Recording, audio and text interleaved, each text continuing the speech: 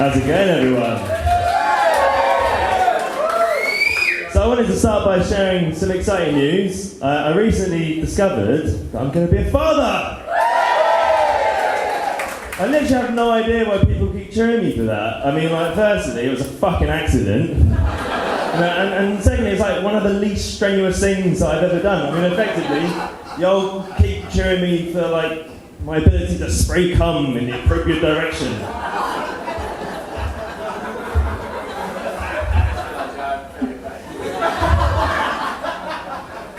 I've actually taken more challenging shits in the last week, if I'm being completely honest. But notice that no one fucking applauded when I divulged that wonderful bit of news. So anyway, it turns out it's pretty fucking easy to have kids. Bit too fucking easy, if you ask me. I was on the bus the other day, and this family came on, a couple of parents and a kid. And I said, want to look at these people and, like, you know, the sort, like, they look like they could have been fucking rejected from Jeremy Kyle's show for, like, the lack of class. Do you know what I mean? That kind of human being. But, like, they sat away from me, so I felt kind of safe. You know, I was looking over, just minding my own business, and one of them was making a fucking load of noise. And then out of nowhere, another one was just shouting out, "Shut your fucking mouth, you little cunt!" And, like, the whole bus jumped up. And like, I was fucking taken back, really shocked. And honestly, I didn't even repeat what his mum said back to him. Delightful human beings.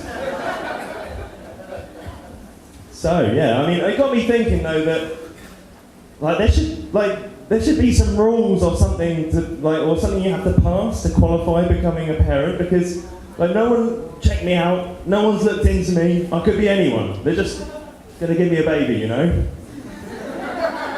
Like, but if they were gonna ask questions at the moment, this is how it would go. Like, this is like a fucking, you know, a board that they're holding. It's like, can you come? Yeah, I think I'm pretty fucking good at that. Perfect, there's your fucking baby. And they chuck it at you like that. Because they don't give a fucking shit about babies, these people. They really don't. Babies don't matter. They don't. They don't give a fuck. Seriously. They don't give a fucking shit about babies. Like, as you know, babies. Well, there's so many fucking baby jokes walking around. I can't be expected to remember all of them. Fucking like I was. The babies don't matter to these people, and like, do you know what I mean? Like, not even a question or anything. Like, not even like you're gonna feed it, right? Just nothing. Like, and then like as a final fuck you to the baby, like they let you name it whatever you like. Do you know what I mean? There should be some fucking guidelines for this shit. There's no guidelines, and I checked it out. Right, and I know I'm gonna share with you some names that I discovered. There's loads of fucking shit names, but just a few of the names that I discovered. Like, apparently there's a little baby out there in the world called Orgasm. Can you imagine how that shit went down? It's just like, well, what should we call her? I know, call her what you've just done in me. Delightful. There's a little baby called Abstinence. You can imagine that the parents are really proud, just like, oh, abstinence, like thinking it's clever. And it's just like, no, you fucking morons. Abstinence is something you should have considered before you ruined this poor fucking child's life. Melanoma. Nothing says, I love you, quite like skin cancer, do you know what I mean? There's actually a little boy out there in the world called Adolf Hitler as well. That's his first name. You can only imagine the parents who called their child Adolf Hitler. Although you can probably assume that they're not sort of Jewish-looking parents, like in this particular incident, like this case. But it's not, you know, it's not like. Yeah, the thing that really gets me about names is like, you know, like the regular names that you can just never ever imagine was ever like you would call a baby that. I ask you, what kind of monster looks at a little baby and calls them Gary? I'm sorry, if you're Gary, then you're fucking born 40, divorced, 3 kids, a mortgage, and a fucking gambling problem.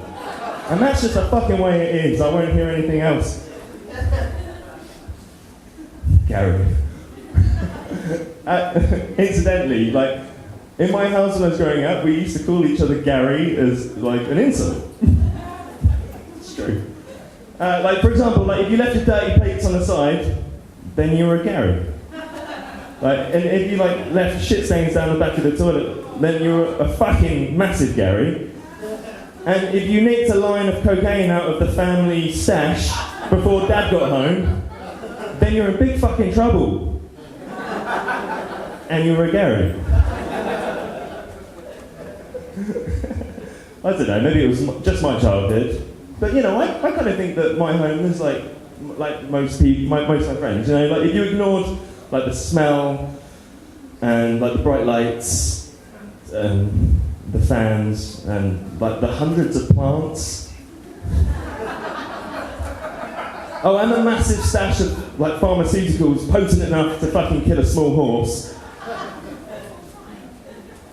Actually, you know, maybe thinking about it, maybe we weren't that normal. Because, like, in my house, someone with a drug problem was somebody who fucking run out, do you know what I mean? And, like, as far as I was aware, like, just say no was, like, a strategy that we employed to sort of, like, throw off the feds, like, when they asked us to comment in an interrogation following a drug raid. But, you know, some people blame their parents for how they turned out. Fair shout, man. Like, fair shout. Like, the thing is, like, we learn loads of shit off them, and the more fucked up they are, the more fucked up we are. There's nothing we can do about it. Although, like, they're doing their best. Like, I mean, you know, who are we to judge really? They're doing the best with the tools they've been given.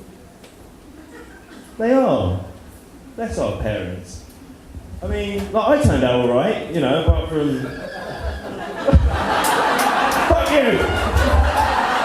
Fuck you. They didn't even get me a chance to finish my fucking joke.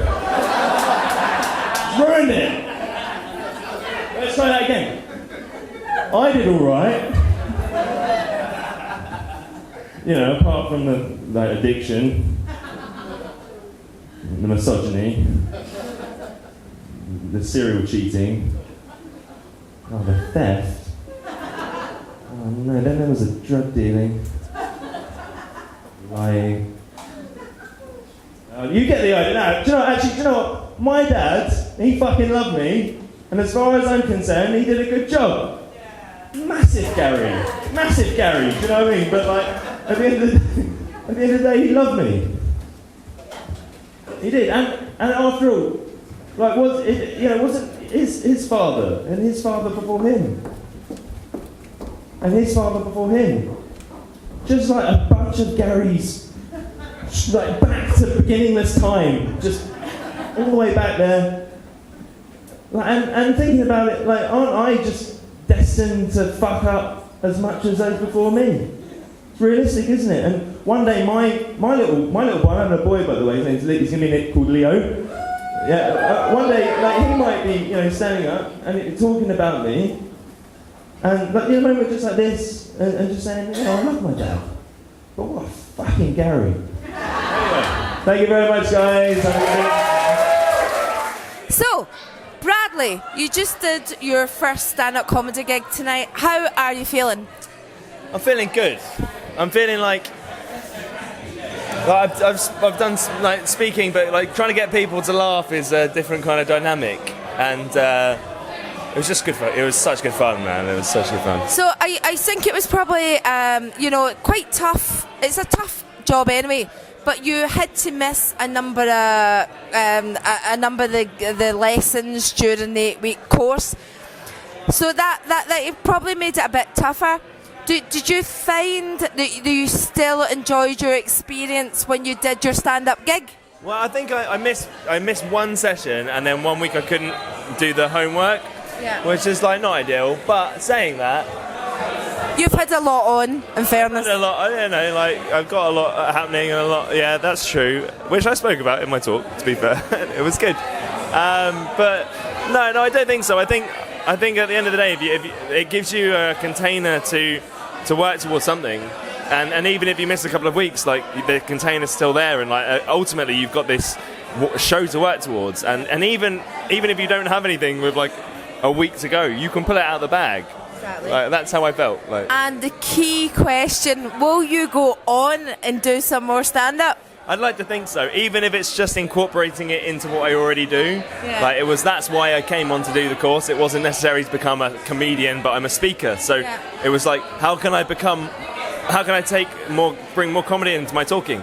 Like, and hopefully, like, this has given me some really good insights. So thank you. Well, a lot of people talk TED Talks as humour is integrated. So yeah, it's great for that. Well, it was a pleasure to have you on the course. Thanks very much. Thank you, lovely. Give me a hug.